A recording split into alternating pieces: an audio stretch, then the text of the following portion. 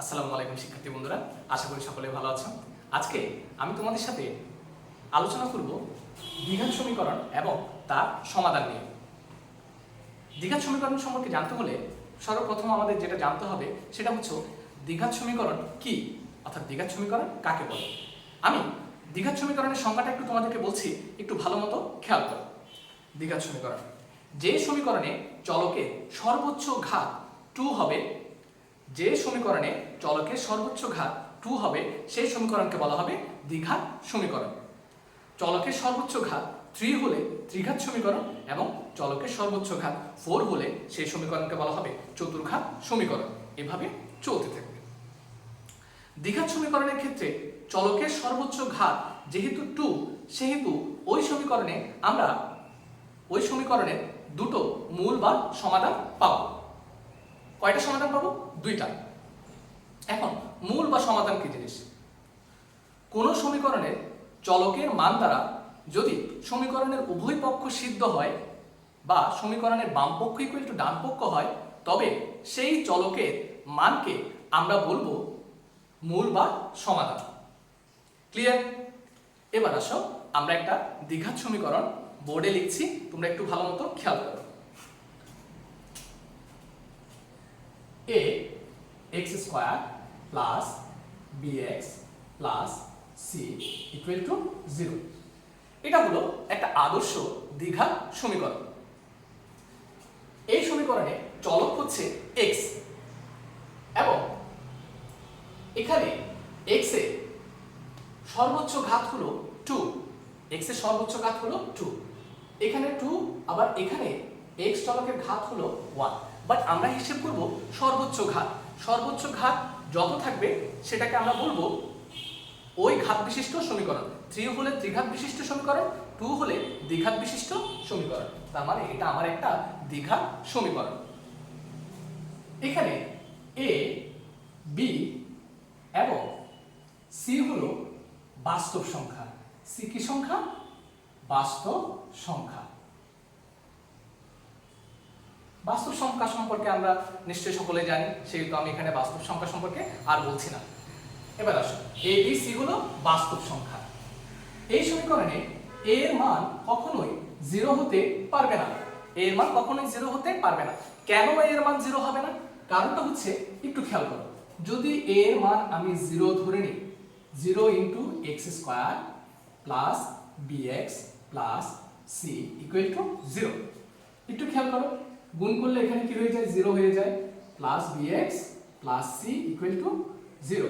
সুতরাং আমরা লিখতে পারি bx plus c equal to 0। এবার আমাকে বলো, এটা কি আর দ্বিঘাত সমীকরণ থাকলো? তাহলে a এর মান যদি 0 হয়, এটা আর দ্বিঘাত সমীকরণ থাকবে না। এটা হয়ে যাবে এখানে x এর ঘাত 1, তার মানে এটা হয়ে যাবে একঘাত বিশিষ্ট সমীকরণ এবং এই সমীকরণের একটা মাত্র সমাধান থাকবে। যেহেতু x এর ঘাত 1, সমীকরণের সমাধান থাকবে একটা। ক্লিয়ার? তার মানে দ্বিঘাত সমীকরণের ক্ষেত্রে এখানে x স্কয়ারের যে সহগ, সেই সহগের মান কখনোই 0 হতে পারবে না। ক্লিয়ার? এবার আসো, এই দ্বিঘাত সমীকরণে যে চলক x, এই x এর মান নির্ণয় করার চেষ্টা করি। আমরা মান নির্ণয় করার জন্য প্রথমে সমীকরণের উভয় পক্ষকে a দ্বারা গুণ করব। a দ্বারা গুণ করলে a square x square plus abx plus ca equal to 0, বা a square x square plus 2 into ax into b by 2 plus ca equal to 0। এভাবে লেখা যাবে, মাঝখানের পদটাকে অবশ্যই লেখা যাবে। যদি আমরা 2 2 কাটাকাটি করে দিই, তাহলে আবার আগের abx চলে আসবে। তাহলে এভাবে লেখাটা কোনো সমস্যাই না। এবার আসো, a স্কয়ার x স্কয়ার, এটাকে আমরা একটা সূত্রে নিয়ে যাওয়ার চেষ্টা করি। ax whole square, a square 2 a b plus b by 2 whole square. অর্থাৎ এখানে x কে আমরা a ধরলাম এবং b বাই 2 কে b ধরলাম, ধরে একটা সূত্রে নিয়ে গেলাম। a প্লাস বি হোল স্কয়ারের সূত্রে। মানে এখানে দেখো এই b/2টা b/2 হোল স্কয়ারটা আমার পূর্বেকার সমীকরণের বাম পক্ষে কিন্তু ছিল না, এই কারণে এটাকে আমরা মাইনাস করে দেব, মাইনাস b/2 হোল স্কয়ার, উপরে ছিল প্লাস ca ইকুয়াল টু কত 0। এতটুকু ক্লিয়ার? এবার আসুন এখান থেকে এতটুকু পর্যন্ত আমার যে সূত্রটা সেটা হলো a plus b whole square অর্থাৎ x plus b/2 whole square. এই দুটো পদকে সমীকরণের ডান পক্ষে নিয়ে যাব, নিয়ে গেলে হয়ে যাবে b স্কয়ার বাই 4, মাইনাসটা প্লাস হয়ে গেল আর এই প্লাসটা হয়ে যাবে মাইনাস ca। এবার আসুন x plus b/2 whole square equal to লসাগু নাও 4 b স্কয়ার মাইনাস 4ac বা 4ca, বা x plus b/2 equal to বর্গমূল করো, বর্গমূল করলে তোমরা নিশ্চয়ই জানো প্লাস মাইনাস চলে আসবে সামনে, root over b square minus 4ac divided by 4, x plus b/2, 4 হচ্ছে একটা পূর্ণবর্গ সংখ্যা সেহেতু 4 কে বর্গমূল করলে কত পাওয়া যাবে 2, b স্কয়ার মাইনাস 4ac কে এক্ষেত্রে বর্গমূল করা যাচ্ছে না, আমরা বর্গমূল চিহ্নটা রেখে দিব, plus minus root over b square minus 4ac divided by 2। Clear? এবার আসো বা x equal to minus b/2 অর্থাৎ প্লাস b/2 কে ডান পক্ষে নিয়ে যাও, মাইনাস b/2 হয়ে যাবে, এখানে আছে plus minus root over b square minus 4ac divided by 2, বা ax ইকুয়াল টু লসাগু নাও 2 minus b plus minus root over b square minus 4ac। এতটুকু ক্লিয়ার? এবার আসো এই পাশে চলে যাই, যেহেতু জায়গা নেই, আমরা যেহেতু x এর মান নির্ণয় করব সুতরাং আমরা x ইকুয়াল টু লিখতে পারি, এটা নিচে চলে যাবে, x ইকুয়াল টু নিচে 2a minus b plus minus root over b square minus 4ac। তাহলে আমরা এই দ্বিঘাত সমীকরণ থেকে চলকের মান অর্থাৎ x এর মান নির্ণয় করলাম, কি পেলাম minus b plus minus root over b square minus 4ac divided by 2a। Clear? এখন একটু ভালো মতো খেয়াল করলে তোমরা দেখবা এখানে কিন্তু x এর দুটো মান পাওয়া যায়। কয়টা মান? দুটো মান পাওয়া যায়। কি কি একটু খেয়াল করো, দুটো মান কি কি? x1 ইকুয়াল টু আমরা পাচ্ছি মাইনাস b, এখানে যেহেতু প্লাস মাইনাস আছে প্লাসের জন্য একটা মান পাবো b square minus 4ac divided by 2a, আর যে মাইনাস সিম্বলটা আছে ওই মাইনাস সিম্বলের জন্য আমরা একটা মান পাবো x2 equal to minus b minus root over b square minus 4ac divided by 2a। তাহলে কয়টা মান পাওয়া গেল দ্বিঘাত সমীকরণে? দুটো মান পাওয়া গেল। ক্লিয়ার? একটা হচ্ছে minus b plus root over b square minus 4ac divided by 2a, আর একটা হচ্ছে minus b minus b square minus 4ac divided by 2a। এবার সবচেয়ে ইম্পর্টেন্ট জিনিস দ্বিঘাত সমীকরণের ক্ষেত্রে নিশ্চয়ক। অনেক স্টুডেন্ট ক্লাস 9 কিংবা 10 অনেক স্টুডেন্টই এই নিশ্চয়ক সম্পর্কে জানে না, কিংবা নিশ্চয়ক সম্পর্কে তারা জানলেও ভালো আইডিয়া তাদের নেই। আমি চেষ্টা করব নিশ্চয়ক ব্যাপারটা তোমাদের কাছে একটু ক্লিয়ার করে বলার জন্য। এবার আসো তাহলে নিশ্চয়ক কি জিনিস সেটা নিয়ে একটু আলোচনা করা যাক। আমি বোর্ডটা একটু মুছে দিচ্ছি।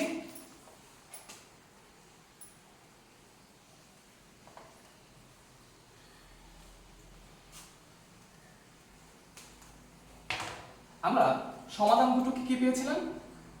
x1 equal to minus b plus root over b square minus 4ac divided by 2a, আরেকটা পেয়েছিলাম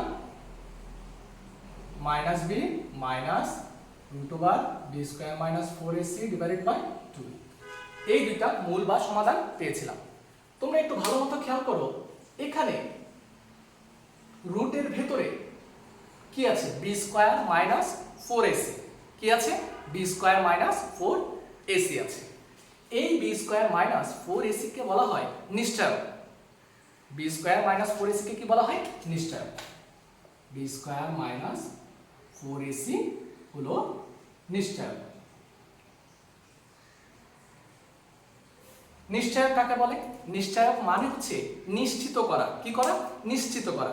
অর্থাৎ যা আমাদেরকে নিশ্চিত করবে সমীকরণের যে সমাধান দুটো আমরা পেলাম, সে সমাধান দুটো আসলে বাস্তব সংখ্যা হবে, অবাস্তব সংখ্যা হবে, মূলক প্রকৃতির হবে নাকি অমূলক প্রকৃতির হবে, কি ধরনের হবে, অর্থাৎ মূলের প্রকৃতি সম্পর্কে আমাদেরকে ধারণা দিবে এই নিশ্চয়ক, অর্থাৎ b square minus 4ac। B square minus 4ac কিভাবে আমাদেরকে এই মানগুলো সম্পর্কে ধারণা দিবে সেটা আমি তোমাদেরকে একটু দেখাচ্ছি 4টা ধাপে। আসো প্রথমে নাম্বার 1, যদি b square minus 4ac is greater than 0 হয়, অর্থাৎ বি স্কোয়ার মাইনাস 4ac এর মান 0 থেকে বড় হয়। 0 থেকে বড় মানে 1, 2, 0.5, 0.2.5 এই ধরনের কোনো একটা মান হয়। প্রথম ক্ষেত্রে আমরা ধরি যদি 0 থেকে বড় হয় এবং পূর্ণবর্গ হয়। কি? পূর্ণবর্গ। পূর্ণবর্গ সংখ্যা সম্পর্কে তোমরা নিশ্চয়ই জানো, আমি একটু বলছি। কোন সংখ্যাকে ওই একই সংখ্যা দ্বারা গুণ করলে যে সংখ্যাগুলো পাওয়া যায় সেগুলো হচ্ছে পূর্ণবর্গ সংখ্যা। যেমন 2 কে 2 দ্বারা গুণ করলে আমরা পাই 4, এটা একটা পূর্ণবর্গ সংখ্যা। 3 কে 3 দ্বারা গুণ করলে আমরা পাই 9, এটা একটা পূর্ণবর্গ সংখ্যা। 4 কে 4 দ্বারা গুণ করো, 5 কে 5 দ্বারা গুণ করো, তোমরা পূর্ণবর্গ সংখ্যা পেয়ে যাবে।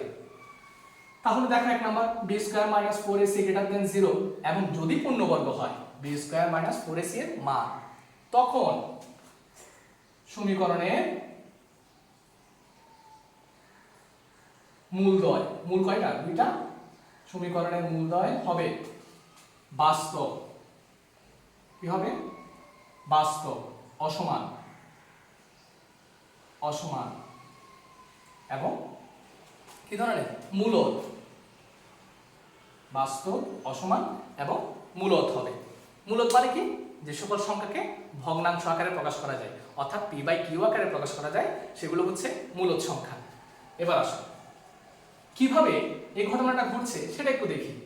ধরো b square minus 4ac greater than 0 এবং পূর্ণবর্গ। আমরা এই ধরনের একটা মান, ধরো বি স্কয়ার মাইনাস 4ac এর মান আমরা নিলাম 4, কারণ 4 হচ্ছে পূর্ণবর্গ সংখ্যা, আবার 4 0 চেয়ে বড়। তোমরা 9 নিতে পারো, 25 নিতে পারো, 16 নিতে পারো, পূর্ণবর্গ সংখ্যা নিতে পারো যেটা 0 থেকে বড়। এবার আসে একটু মানগুলো বসিয়ে দেখি। x1 equal to minus b root over b square minus 4ac এর জায়গায় আমরা কি বসাই?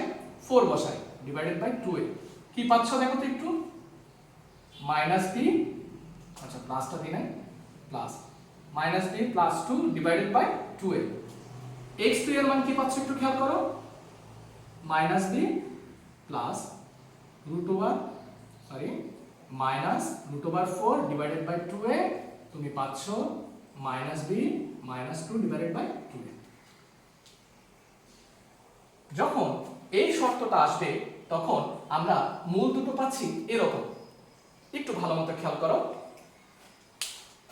এই মূল দুটো মাঝখানে একটাতে প্লাস আর একটাতে মাইনাস। খুব ভালোভাবে আমরা বুঝতে পারছি এই মূল দুটো কিন্তু সমান নয়, অর্থাৎ অসমান। আমি সমীকরণের মূলদ্বয় বাস্তব হবে, অসমান হবে, তাহলে অসমান আমরা পেয়ে গেলাম, দুটো মূল পরস্পরের সমান নয়। এবার আসো মূলদ। মূলদ মানে কি? ভগ্নাংশ আকারে প্রকাশ করা যায়, পি বাই কিউ আকার। এটা একটা পি বাই কিউ আকার, এটা একটা ভগ্নাংশ, এটাও একটা ভগ্নাংশ, তার মানে মূলদ সংখ্যা। এরপরে বাস্তব সংখ্যা। বাস্তব সংখ্যা সম্পর্কে তোমরা নিশ্চয়ই জানো, যে কোনো ধরনের সংখ্যা, যত সংখ্যা সম্পর্কে আমরা ক্লাস 9 এ পড়ছি সেই সবগুলো সংখ্যাই হচ্ছে আমার বাস্তব সংখ্যা। ক্লিয়ার? তাহলে এগুলো হচ্ছে আমার বাস্তব সংখ্যা। ধনাত্মক সংখ্যা, ঋণাত্মক সংখ্যা, তারপর হচ্ছে মূলদ সংখ্যা, সবগুলোই হচ্ছে আমার বাস্তব সংখ্যা। তাহলে 1 নম্বরটা ক্লিয়ার। এবার আসো 2 নম্বর ঘটনায় যাই। যদি b square minus 4ac is greater than 0 এবং বি স্কোয়ার মাইনাস 4ac এর মান পূর্ণবর্গ না হয়, তখন আমার x1 এবং x2 মূল দুইটা কিরকম হবে? অবশ্যই বাস্তব সংখ্যা হবে, যেহেতু সবগুলো সংখ্যাই বাস্তব সংখ্যা। বাস্তব সংখ্যা অসমান হবে এবং অমূলদ হবে। অমূলদ হবে। অমূলদ কি জিনিস? যে সকল সংখ্যাকে p বাই q আকারে অর্থাৎ ভগ্নাংশ আকারে প্রকাশ করা যাবে না, সেগুলো হচ্ছে অমূলদ সংখ্যা। একটু দেখানোর চেষ্টা করছি। তোমরা 0 থেকে বড় পূর্ণবর্গ নয় এমন অনেক সংখ্যায় আমাকে বলতে পারবে। আমি একটা সংখ্যা নিই 3, ছোট্ট একটা সংখ্যা নিয়ে কাজ করছি। x1 equal to minus b plus root over b square minus 4ac এর জায়গায় আমি কি নিব? 3 নিব, ডিভাইডেড বাই কত? 2a। আর x2 এর ক্ষেত্রে আমরা কি পাচ্ছি? minus b minus root over 3 divided by 2a। এবার তোমরা নিজেরাই বলো x1 এবং x2 কি পরস্পর সমান? সমান নয়। কেন? বুঝতেই পারছো, মাঝখানে সবগুলো দেখতে একই রকম হলেও মাঝখানে আছে প্লাস, এখানে আছে মাইনাস, তার মানে এরা সমান নয়। ক্লিয়ার? এবার আসো, অসমান পেয়ে গেলাম। অমূলদ 3 কে পূর্ণবর্গ সংখ্যা না হলে 3 কে কিন্তু কি করা যাবে না, আমরা সরাসরি বর্গমূল করতে পারছি না। অর্থাৎ যে সকল সংখ্যাকে √3 কে তুমি কখনোই ভগ্নাংশ আকারে প্রকাশ করতে পারবে না, সরি বর্গমূল করতে পারবে কিন্তু ভগ্নাংশ আকারে প্রকাশ করতে তুমি পারবে না। √3 যেহেতু একটা অমূলদ সংখ্যা, সুতরাং আমার x1 পুরোটাই অমূলদ সংখ্যা এবং x2 ও পুরোটাই হচ্ছে অমূলদ সংখ্যা।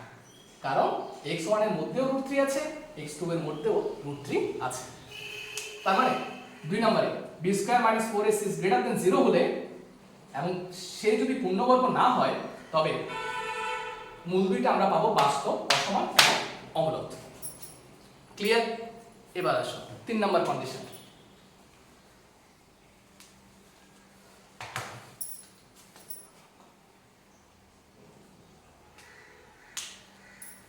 একটু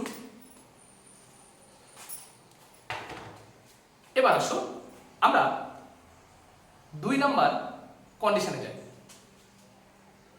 এবার আসো আমরা 2 নম্বর কন্ডিশনে যাই। 2 নম্বর কন্ডিশনটাতে কি বলে একটু দেখি। 2 নম্বর b square minus 4ac is greater than 0 এবং যদি b স্কয়ার মাইনাস 4ac এর মান পূর্ণবর্গ না হয়, তবে সমীকরণের মূলদ্বয়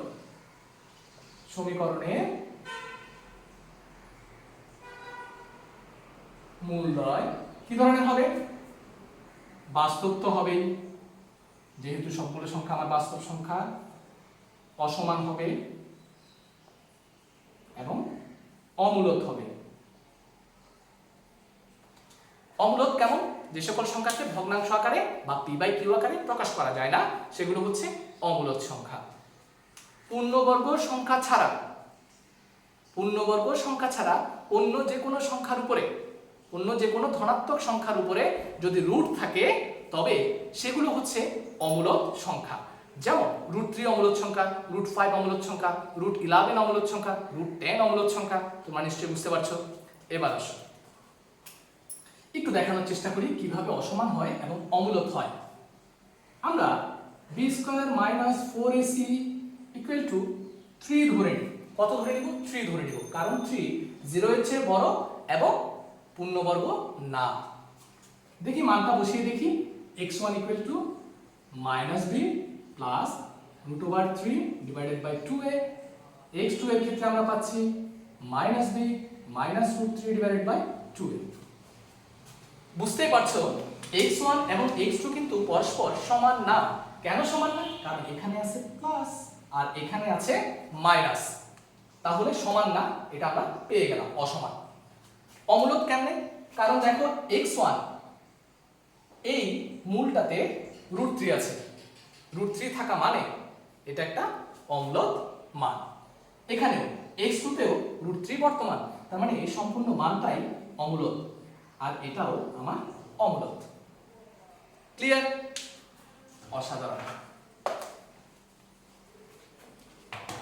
এবার আসো 3 নম্বর কন্ডিশন। 3 নম্বর কন্ডিশন কি বলে একটু দেখা যাক। 3 নম্বর, যদি b square minus 4ac is equal to 0 হয় তখন কি ঘটনা ঘটবে? যখন 0 এর সমান হবে তখন আমরা পাবো মূলদ্বয় বাস্তব, মূল দুইটা হবে বাস্তব এবং পরস্পর সমান, পরস্পর সমান। এবার আসো একটু দেখা যাক কিভাবে সমান হয়। বাস্তবটাই বলছি না, বাস্তব তোমরা জানো। x1 ইকুয়াল টু, ধরো b square minus 4ac equal to 0 হবে, তাহলে x1 ইকুয়াল টু হচ্ছে minus b plus root over 0।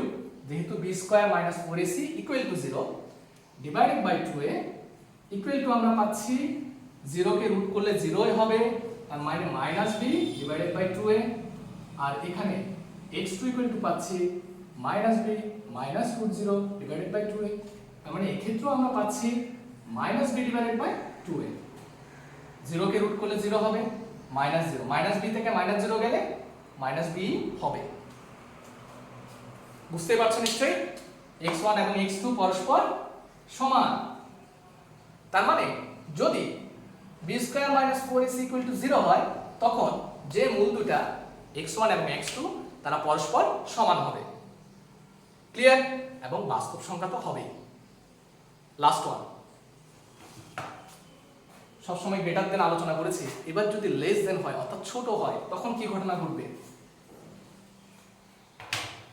4 number এবং সর্বশেষ, b square minus 4ac less than 0 হলে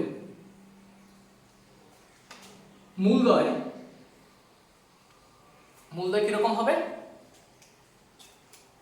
হলে অর্থাৎ ঋণাত্মক হলে। কি ধরনের হলে? অর্থাৎ ঋণাত্মক হলে কোনো বাস্তব মূল পাওয়া যাবে না। এখন তোমরা আমাকে কোয়েশ্চেন করতে পারো, স্যার কেন পাওয়া যাবে না ঋণাত্মক হলে? খুব ভালোভাবেই তোমরা জানো ঋণাত্মক সংখ্যার কোনো বাস্তব বর্গমূল নেই, অর্থাৎ ঋণাত্মক সংখ্যাকে বর্গমূল করা যায় না। যেহেতু ঋণাত্মক সংখ্যাকে বর্গমূল করা যাবে না সেহেতু আমরা x1 এবং x2 এর কোনো বাস্তব মান পাবো না। বাস্তব মান পাবো না এটার অর্থ হচ্ছে স্বাভাবিকভাবে আমরা অবাস্তব মান পাবো। অবাস্তব মান আবার কি জিনিস? অবাস্তব মান সম্পর্কে অর্থাৎ অবাস্তব সংখ্যা সম্পর্কে আমরা একটু উচ্চতর ক্লাসে অর্থাৎ ইন্টারে গিয়ে অবশ্যই 100% ধারণা পাবো। ক্লিয়ার? এবার আসো দেখা যাক 4 number, b square minus 4ac। ও আচ্ছা, এটা তো লিখেছি, কেন দেখি। x1 equal to minus b plus root over যে কোনো একটা সংখ্যা নাও, b স্কয়ার মাইনাস 4ac এর যে কোনো একটা সংখ্যা নাও যেটা 0 থেকে ছোট, -1 নিতে পারো, -5 নিতে পারো, -3 নিতে পারো, তোমার যেরকম ইচ্ছা একটা ঋণাত্মক সংখ্যা নাও। তুমি -2 নিচ্ছি ডিভাইডেড বাই, তুমি -4ও নিতে পারো, কোনো সমস্যা নাই, ডিভাইডেড বাই 2a। দেখো এবার x2 ইকুয়াল টু আমরা পাচ্ছি -b minus root 2 divided by 2। যেহেতু রুটের ভেতরে ঋণাত্মক চিহ্ন সম্বলিত সংখ্যা আছে সেহেতু ওই সংখ্যাকে বর্গমূল করা যাবে না, এবং আমরা বলতে পারি এখানে x1 এবং x2 হলো অবাস্তব সংখ্যা, অর্থাৎ কোনো বাস্তব মূল বা সমাধান পাওয়া যাবে না। ক্লিয়ার? আমি আশা করি তোমাদেরকে নিশ্চয়ক সম্পর্কে একটা ভালো ধারণা দিতে পেরেছি। নিশ্চয়ক আমাদেরকে নিশ্চিত করলো কিভাবে x1 এবং x2 এর মান কখন বাস্তব হবে, কখন মূলক হবে, কখন অমূলক হবে, এই ব্যাপারগুলো সম্পর্কে আমাদেরকে সম্যক ধারণা দেয় বিধায় আমরা b স্কয়ার মাইনাস 4ac কে নিশ্চয়ক বলে থাকি। আশা করি তোমরা নিশ্চয়ক সম্পর্কে তোমাদের ধারণা পরিপূর্ণ করতে পেরেছো এবং ক্লিয়ারলি বুঝতে পেরেছো। তাও যদি তোমাদের কোনো সমস্যা থেকে থাকে তাহলে আমাদের কমেন্ট বক্সে এসে আমাদেরকে কমেন্ট করে জানাও। আমি চেষ্টা করব তোমাদের কমেন্টের যথাযথ আনসার দিয়ে তোমাদেরকে সহযোগিতা করার জন্য।